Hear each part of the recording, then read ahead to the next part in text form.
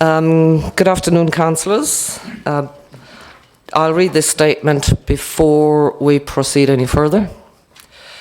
This meeting is recorded and live streamed for public viewing via the internet in accordance with Council's Code of Meeting Practice, with the recording stored and made available to the public for later viewing. The recording is subject to copyright.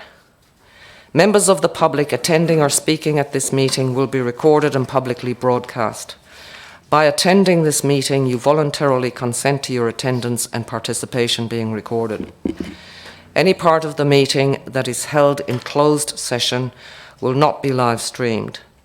Council requests that everyone present is respectful and uses appropriate language. Council does not accept liability for any defamatory, discriminatory or offensive comments that are made during the course of the meeting. Please ensure that all electronic devices, including mobile phones, are switched to silent. Under the Code of Meeting Practice, public recording of this meeting is prohibited without prior authorisation by Council. Council's live streaming of meetings via Facebook is designed to encourage constructive dialogue. We remind users to be digitally responsible and respect their fellow posters. We ask users to keep comments relevant and not to spam or post personal or commercially sensitive information. This includes content that may be defamatory, derogatory, offensive, or discriminatory towards council employees, councillors, or other persons or organisations. Failure to follow Facebook house rules will result in comments being deleted, and if this behaviour persists, the user will be blocked. Councillors, as the Mayor and Deputy Mayor, are apologies for this meeting. The first thing we will need to do is to elect a chairperson to conduct the meeting. Can I have a nomination? Councillor Ken Hansen, nominated by Councillor Skendrett, seconded by Councillor Whipper. Do I have any further nominations? Okay, just that one nomination. Can I ask you to give a show of hands to confirm that nomination? Thanks. That's passed. Thanks, Ken.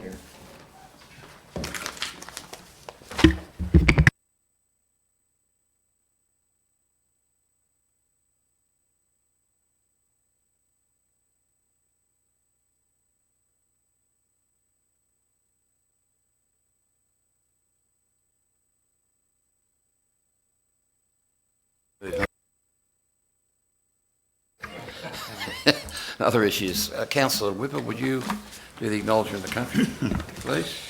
I would like to acknowledge the traditional custodians of this land and pay my respects to elders past, present and future. And I would also like to extend that respect to all Aboriginal and Torres Strait Islanders that may be present here today. Thank you. Thank you. Apologies. There's apologies from the Mayor and the Deputy Mayor. Happy to move that way. And second. And Gordon. And got the long term, yes, so and Gordon. Yeah. Okay, we'll list the three of them then. Yeah. Moved Councillor McLaughlin, seconded Councillor Nelson. All in favour? All right. Adoption of minutes of the previous meeting. Councillors, over to you. Yes, Moved Councillor Skendrett, seconded Councillor Whipper. Just let me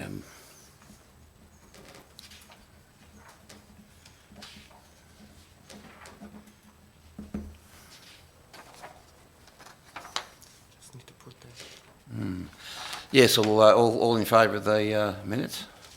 Declare that carried. It's all six of us that are here. Declarations of interest. Anybody know that they have one, or they're aware of the fact they've got one, or if not, you can do that as you go along. All right, so there's no declaration, there's no declarations of interest. Over to the agenda, 6.1. To you, Madam GM. And I'll call on Mr. Mooney to introduce the item and answer any questions. Mr. Mooney. Through the chair and Good afternoon, councillors. Councillors, there's 3 reports on today's agenda. The first report relates to the 2019-20 water and sewer access subsidies. These subsidies are provided under Council's adopted policy, which provides a clear and transparent framework to determine applications from community groups, sporting groups and religious bodies. Councillors, Council received applications for the 2019-20 financial year of 55 applications. Council staff have assessed these applications against the adopted policy parameters, and a summary of the recommendation is provided on page 7 of the agenda. In summary of the 55 applications, our recommendation, staff recommendation, is that all be approved to a total value of $80,282. A list of the applications received, including the subsidy sought, is provided in attachment 1 of the report. In terms of budget availability, councillors, the 2019-20 budget provides funding of $82,900 for these subsidies. Happy to answer any questions. Councillors, any particular questions? Councillor Scandrett? No, I'm going to move the motion. Okay, any other any questions before that? Councillor Nelson? Thanks, Mr Mayor. Look, reading through what the policy categories are, Category A and Category B, I'd just like to be convinced that the Bong Bong Picnic Race Club Limited and the Mossvale AH&I Society do comply with Category A, while I note that the New South Wales Land and Housing Corporation are Category B, Subsidy B. And I think that, there could be commercial activities associated with both those organisations. So I'd just like an explanation to be convinced that they do meet Category A.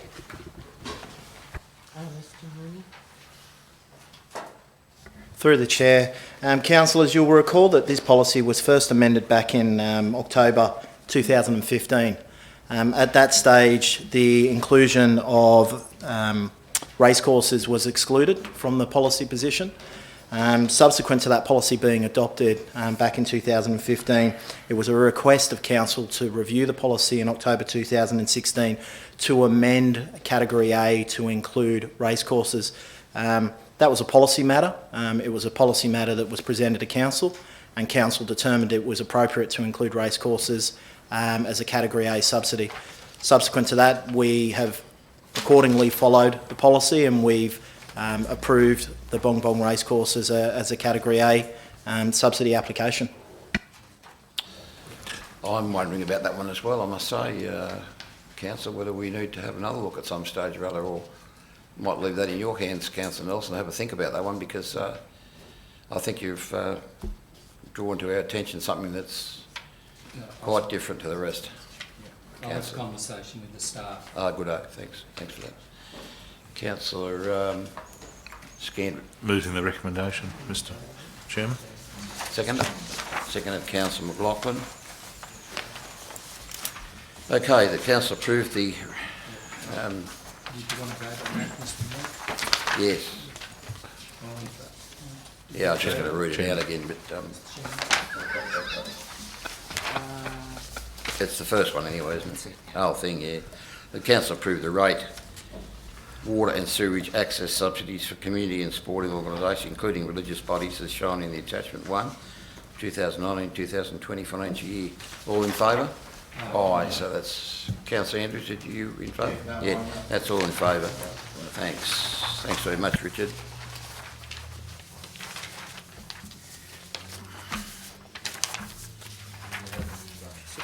Page 14. Yep. I'm purposely not rushing because there's a couple want to rush it.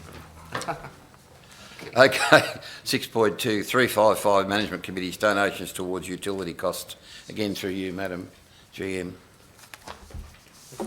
Again, through the Chair, councillors, the second report on today's agenda relates to donations towards utility costs for a number of 355 management committees across the Shire. Councillors, this report is primarily an administrative report, which is required to provide clarification around donations paid to 355 management committees to assist with the payment of utility costs. The report seeks a formal resolution to continue to provide donations to a number of management committees for a period of 2 years, with a review to be undertaken as part of the 2021-22 budget.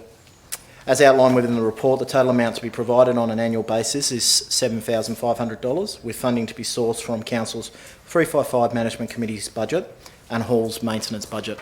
Again, Council is happy to answer any questions. Anyone have any questions? Councillor Nelson? Sorry. Thank you. Sorry, Councillor Scandrett. Yes, Mr Nelson. Sorry, Mr Mooney. On page 15, it just talks about the cost of current donations and that 3 committees have handed management back and 2 committees do not receive a donation. But it makes no comment there about whether we index these amounts. I mean, energy, for example, is fluctuating, to say the least. So could you comment on indexing and also on the East Barrow Community Centre and Mittagong Memorial Hall, please? They're not on the list. Through the Chair, Councillor, the second point, I'll answer that immediately. I'll have to take that on notice. I know the Barrow answer. Community Centre and Mittagong Memorial Hall. I would suggest that that is due to the size of the function centres. They're large enough to be able to afford the utility costs for revenue generated through the hire of the actual community centres. They are 2 of the largest centres run by 355 management committees in the Shire. The first part of your question related to indexation to electricity charges, and you alluded to the fact correctly that electricity prices do fluctuate, they do increase, and we do see decreases as well. These are figures that have been provided in conjunction with Council's 355 Management Committee Coordinator, and I'm not of the understanding that there has been any complaint about the amount of subsidy to be provided by Council. Councillor Nelson. Yeah. Thanks, Mr Chairman, and Mr Mooney's absolutely correct that the reason that the Mittagong Community Centre and the East Barrow Community Centre and the Mittagong Memorial Hall, they actually generate sufficient income to not require the subsidy. But noting that while Council is giving in the left hand, all the money that's raised at the halls goes back into the halls anyway. So, but these costs do help some of the halls listed in Table 1, because not all the halls generate the income that the East Barrow Community Centre or the Mittagong Memorial Hall generate. So, I'd be very happy to move that way. Moves Councillor Nelson. Did you have a question, Councillor? I did, Mr Mayor. And would you put your question before Yep, thank the you. motion's moved? Just Councillor Wither. in relation to contributions to 355 management committees, I can't see the Aboriginal Cultural Centre listed at all. Is there a reason for that? Through to the Chair, my understanding is that at present, Councillor, all utility costs for the Aboriginal Cultural Centre are paid by Council. Thank you. Over to you then, Councillor Nelson. You're going to move the motion. I'm happy to move that way. Seconded by Councillor Scandrett. Put the motion. All in favour? Aye. Declare that carried. 6.3, year-end result against budget. So, well, this is a big item. I was going to sort of suggest that maybe all the big items had sort of slipped by somehow, but maybe this one could be considered fairly important, I think. Madam Chair, over to you. And I'll hand it over to Mr Mooney. Thank you, Madam Chair, and again through the Chair. Councillors, the third and final report of today's agenda relates to the year-end budget result. Councillors, a final review of the 2018-19 budget has been conducted as of 30 June 2019.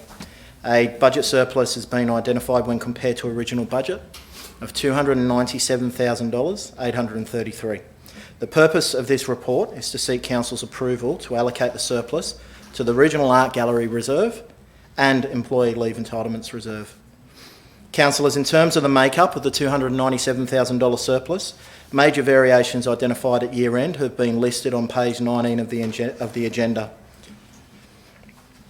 Total variations for income are a favourable variation of $294, and variations of expenditure total a favourable variation of $3,833.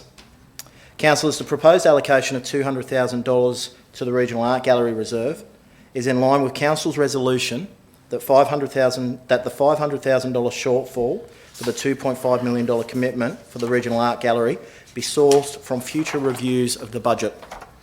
Council will now only be required to source $300,000 at future reviews to fully meet this requirement if the recommended resolution is adopted by Council.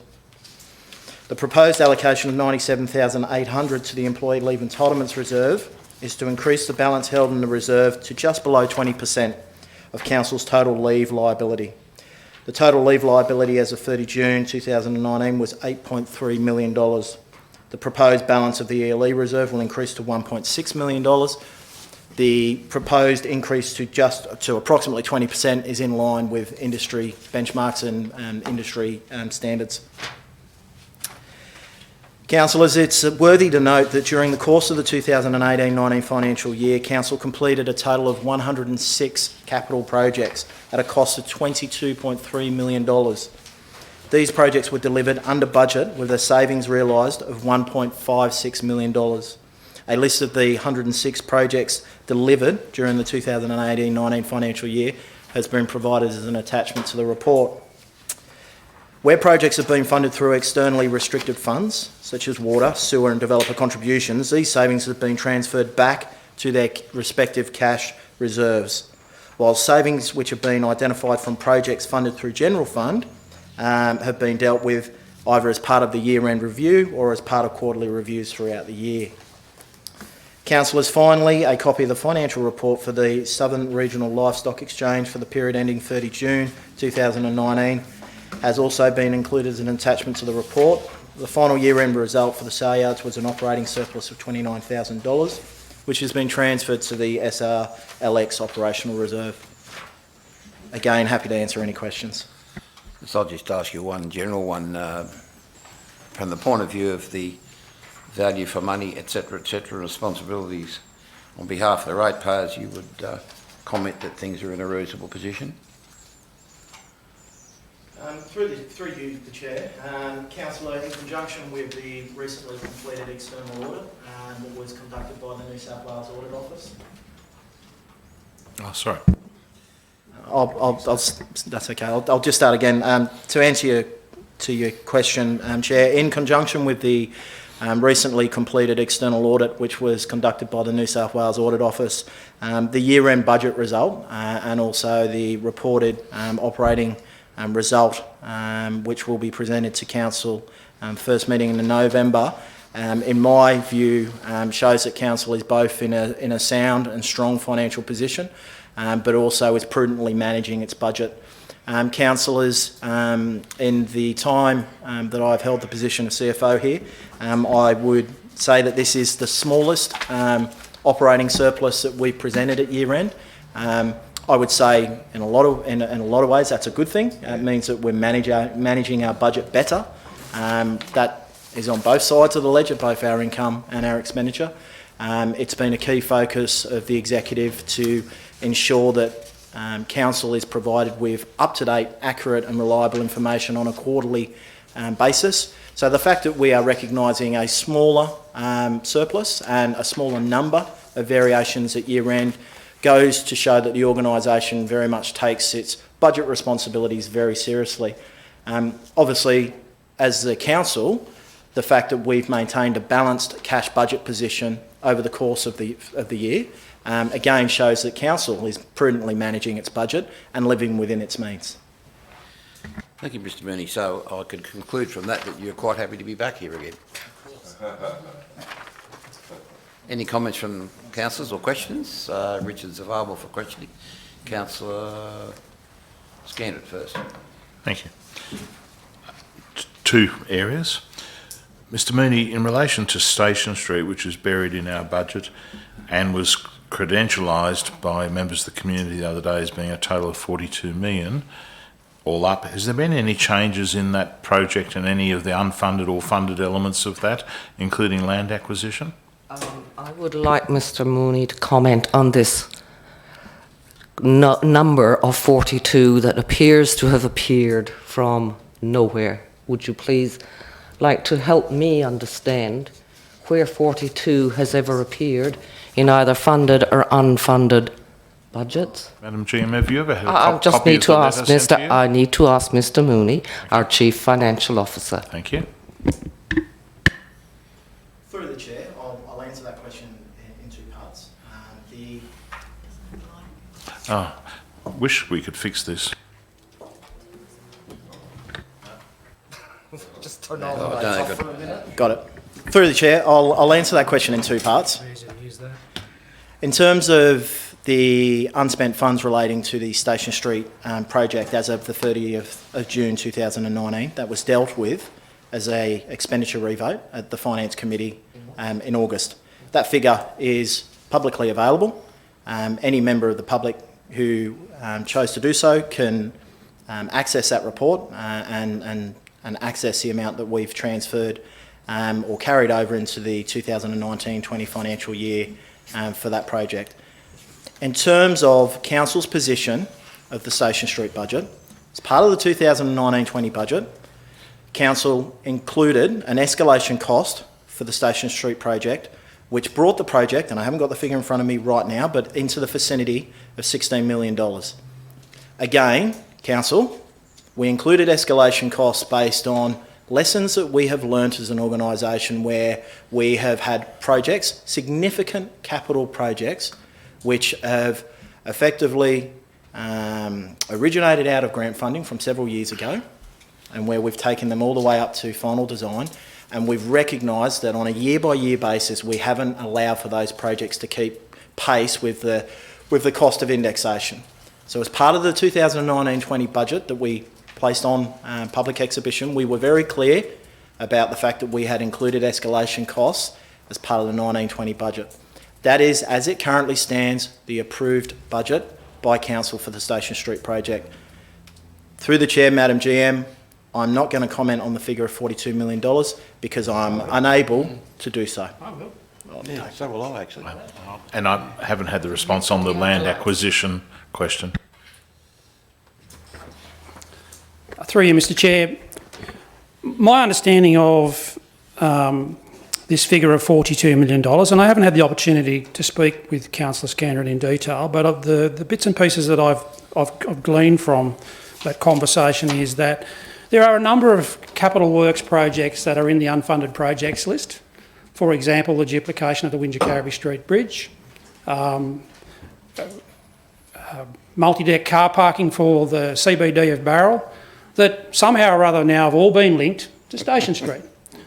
That is not a reasonable assumption. Of course it's not. They are projects that have been identified as for the future of the growth of the Southern Highlands that will be needed at some time in the future. The fact that they may be in the vicinity of Station Street or in some way linked to Station Street, doesn't make them part of the Station Street project. They stand on their own 2 feet. Whether they'll ever be funded and how they'll be funded, time will tell. But to link them with Station Street, quite frankly, in my view, is misleading the public. Yeah, I take exception to the figure $42 million being thrown around. Quite frankly, I've had the proverbial, you know what, on this. Let's grab a figure, boom. You know, let's misquote, because that's what you've been doing for a long time, Councillor Scandrett. Where you drag your figures from, no one knows, but I'm very concerned. I'm very concerned. No, you can do all you like about pointing and carrying on and trying to grab attention of the video camera, but it's about being responsible as a councillor or as a manager. Exactly. And that's making sure the facts are facts.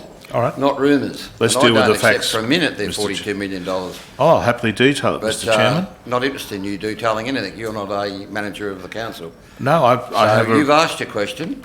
I had You two need to questions. I've asked one. You need to ask another one, or Chairman, It's the game you play, councillor Skendron. no, it's facts here, No, and I I don't will. think so. I will. You all councillors and staff have a copy of this, which shows exactly where that 42 comes from, and that's why I asked the question also about the Anyway, land we'll acquisition. deal with that later on when the staff No, well, come you've all back got it. I with a sent it thorough to. I report. sent it to you all. Yeah, good on you. I sent it to you all. Okay, what's the next question? Thank you, Mr. Chairman.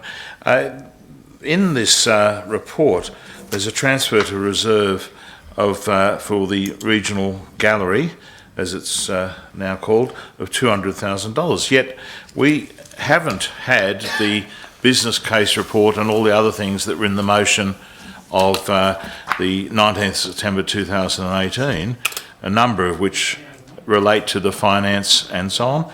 And no, I can't see, as much as it's a great project for the record, and I supported it at the time here, I don't support the funding source from the RRC, and I certainly don't support the movement of funds that 200,000. We haven't even taken that out of the RRC savings so far. That was going to be 230 grand a year, I believe, 200 to 230. And now we're transferring money into a reserve. We aren't ready, authorised to go ahead with this. Unless I've missed something, Mr. Mooney, tell me, have we had the business case provided, which is contingent to this motion going ahead with 500,000 a year? Have we had all the other requirements put forward there? Have we? Madam Chair. I believe the answer was provided by the representatives of the working group to a council information session, that those things are in train and that we are likely to see all that somewhere, I think, at the beginning of 2020. I'd like to make the point that this is going into a reserve. This money is not, at this point in time, being handed to any entity associated with a regional art gallery. And my understanding is that it was the clear intention of council that if it had a surplus at year end, that I think the sum was 200,000 that was discussed, would be put into a reserve towards the regional art gallery.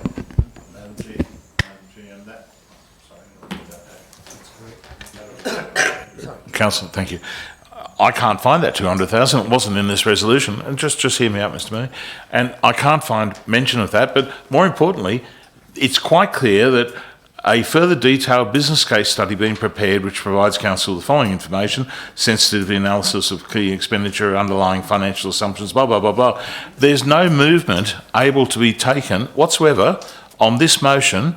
And I can't talk about that briefing to councillors because it was confidential, even though the community are aware of what's in it, because there were community members involved in that. I can't talk about it.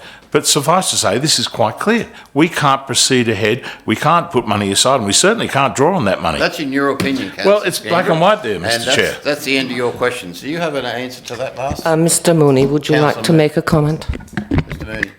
Through the chair, councillors, we have a resolution on the books that was part of a funding strategy adopted as part of the 2019-20 operational plan, budget and revenue policy that permits council to move forward with allocating $500,000 through future quarterly reviews to a regional art gallery reserve to part fund the $2.5 million in principle commitment that we have given to the regional art gallery. And on a point, I would just like to emphasise a point that the Madam General Manager has made, and that is, at this point, that is an in-principle commitment. Those funds are still retained by Council until all of the requirements that have been put forward or put forward by this Council are met. Thanks, councillor. We don't need you waving an agenda around, councillor Skendron. You know, grabbing video space. You know, driving the community. Thank you, councillor Skendron. Councillor Nelson. Sorry, councillor McLaughlin. Thank you, Mr. Chair. Look, I'd just like to comment quickly, if I could, with regard to, I think it's a good news story here with regard to decrease in our expenditure with workers' compensation, and I'm pleased to see that that's continuing. I think we've saved a lot of money there. The only one that I'd just like a little bit of information is that there was a decrease in expenditure for training, general trainee And I think that was something that when we were looking at where we were finding monies, we didn't really want to move away from training apprentices and so forth. So if I could Well, it's a good question because the federal government's doing nothing along those lines. If I could be political for a moment, I'm not too sure the state are either, but I think local government's going to be lumbered with a whole lot of responsibilities in that area. Unfortunately, I think this council, amongst a few others, have done the right thing in terms of making finances available for the like apprentices and what have you, and I think that's a really great decision. But anyway, thanks for your question. Councillor Nelson. Yeah, thanks. Oh, sorry, do you want to sponsor? Sorry. Answer? Yep. Can you answer? Yep. Answer. Just Don't know, he had a question, but anyway. I think you did. There was Was something there, embedded in your question. All right. Through the chair, and I'm happy to answer that much simpler question, councillor. The reduction in the vote allocation for trainee expenditure is a timing issue. That's a program that was endorsed by council as part of the 2018-19 budget, where from general fund alone we've allocated an additional $200,000 for traineeships and apprentices across council. That is something that is embedded within our budget. So whilst it is a one-off savings in the 2018-19 financial year, that's just a timing issue as the program has kicked off and we've got young people employed. We've now got a number of young apprentices employed across the organisation, including our water and sewer branch. That's right. So those the savings that are represented in the budget is simply a timing issue. This council is still very much 100% supportive of a broad traineeship program. Thanks. Councillor Nelson. Yeah, just a couple of quick questions. Look, on page 23, you do make the statement that we do have sufficient funds or cash reserves for the payment of employee leave entitlements upon resignation. So I'm just looking at a yes answer. You're confident that for our entitlements, 20% is sufficient for us moving forward. Thank you. And if I could just go to this second question on page 26, local road maintenance in relation to the additional expenditure incurred for the Barrel Classic Cycle event. So that's showing 396,000. Is that all load maintenance, or just for the Barrel Classic? I have to turn your Through the chair, councillor, no, that increase in road maintenance expenditure isn't solely as a result of the Barrel Classic. Obviously, councillors, we have a responsibility from a public safety perspective to ensure that track was maintained and free of any serious type of incident. The total makeup of $396,000 is a result of, as you've mentioned, Barrel Classic Cycle, but also reactive maintenance works which were required on McCourt Road, and also a number of storm damage events that we've had to incur, which at this stage we don't believe will be recoverable under any NDRRA funding. Councillor, I would like to point out also that was something that was a conscious decision in terms of understanding the budget implications of increasing our road maintenance expenditure. You'll also see that there's a contra entry where we've made savings within our road reconstruction program. So there was an awareness that there was an ability to fund those additional works through savings that we'd realised through our road construction program. The reality is that they were works that we were able to deliver. We got on and we delivered them.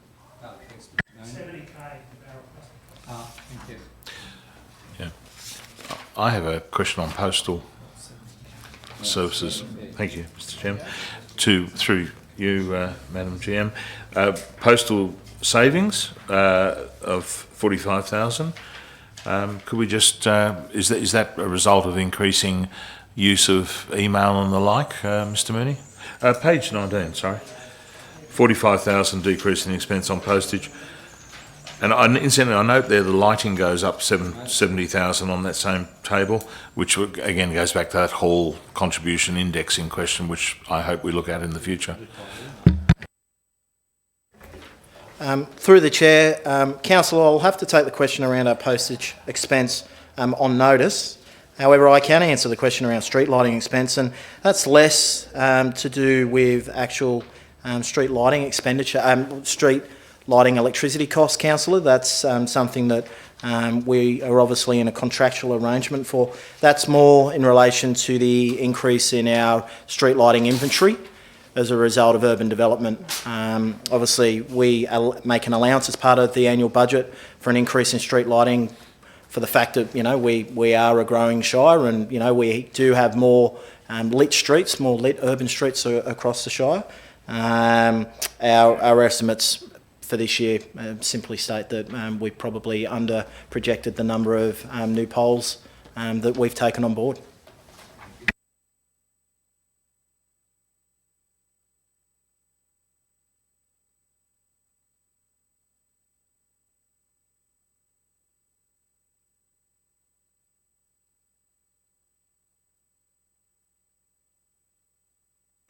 Mr Chairman, could I ask a question about tomorrow's joint regional organisation meeting tomorrow? Is the GM attending that? No, Mr. Packing is attending. Right, okay, so he'd be the sole representative of council at that. All right, because I notice Councillor Turlin's overseas in China at the moment. We don't have Alternate? a No, you don't have an alternate, no. So there would be no other general questions, would there? I think it's been pretty detailed what's happened. Thanks for your responses, Madam GM, and particularly Richard Booth. I declare the meeting closed.